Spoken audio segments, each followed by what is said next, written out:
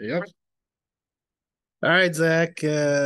Baylor 18, Iowa State 30. That's not what Baylor fans wanted for homecoming. Not at all. It was kind of, it was raining and pouring before the game. And then, even though the rain kind of let up, kind of, maybe not really, it didn't really let up for Baylor, at least. They kind Mm-mm. of still kind of just tripped over themselves, couldn't catch up. We're playing catch up the entire time. And yeah, that's the story. Yeah, and I thought there wasn't necessarily one unit that played that much better than the other. All right. Offense was not good, defense was not good. After a really good special teams game last Yeah. week, I didn't think it was anything special Missed to. a PAT. Yeah, yeah, exactly. But I will start with the offense. I mean, to me, it's just confounding the play calling again. I mean, I thought the 4th and 3 rushing Yeah. attempt late in the game, people I think were ready to pull their hair out, with that. Especially considering once again Baylor's just not able to run the ball in this game. Right. And I know like things were kind of, I think, heading in a positive direction from the offensive line standpoint. Hmm. They looked like there was some, excitement there. There was some fire, right? Some what's whatever, and against Cincinnati, and then this week it just kind of, like you said, falls flat. And 67 yards rushing for Baylor. That's not. I thought Baylor was supposed to be built on rushing, right? Yeah, absolutely. And that has not been the case this year. Even returning the Big 12 Freshman of the Year and Richard Reese, who has been kind of missing in action.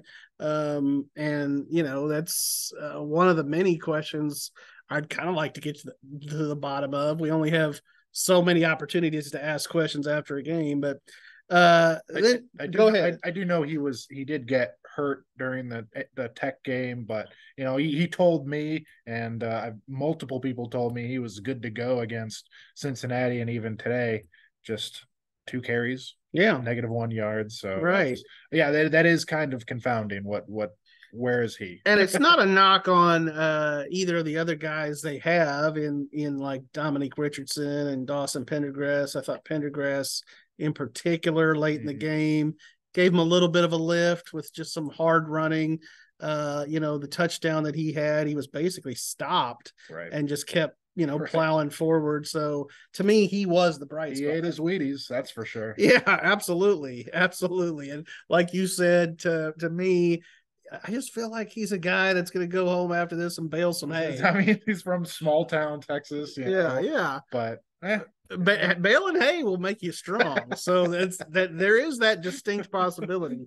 Defense, I thought missed tackles were yeah, were an yeah. issue. And this is I think the sixth game that Baylor has allowed at least 30 points, and that's in every single Big 12 game they've allowed at Mm-hmm. least 30 points. So, I know that a lot of times the offenses bailed them out maybe Mm-hmm. with some big plays or some big, in the wins, and then in the losses, the offense is the one we're all talking about. But I don't think the defense has been, you know, the best in the conference by any means No, over the course no. of the year. And today was another example of that. And it just to me shows the very Jekyll and Hyde sort of Yeah. nature of this team. They're up, they're down.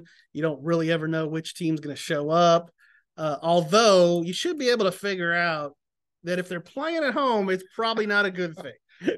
7 straight losses to FBS schools, and more than a It's calendar year. Last homecoming was their last one. Yeah, and it hasn't gotten any better. They got two more to go at home, Houston and West Virginia. Again, both games that Winnable. yeah you would think would be winnable. Houston just got shut out Yeah. by K State, but at the same time, I mean, Baylor's got to play a lot better, whoever they're playing Right. against. Right. So not a great homecoming for the Bears. And you could tell after the game, they brought out a couple of their better talkers, Right. Bryson Jackson and Drake Dabney, and you could tell. I mean, those guys are hurting. And I think that like I thought there was one quote from Aranda. He said that most of the time he's like, we after a loss we go back and we're brutally honest with each other. And this time I think he said we have been able to. So I think that was there an inkling that maybe this time they're not going to be able to be as honest or something is changing. I don't know. But it was just an interesting kind of little aside that I picked up from Miranda, I guess. Mm-hmm. But, yeah, well, you and Miranda are on the same wavelength. That was my favorite moment of the post-game press conference.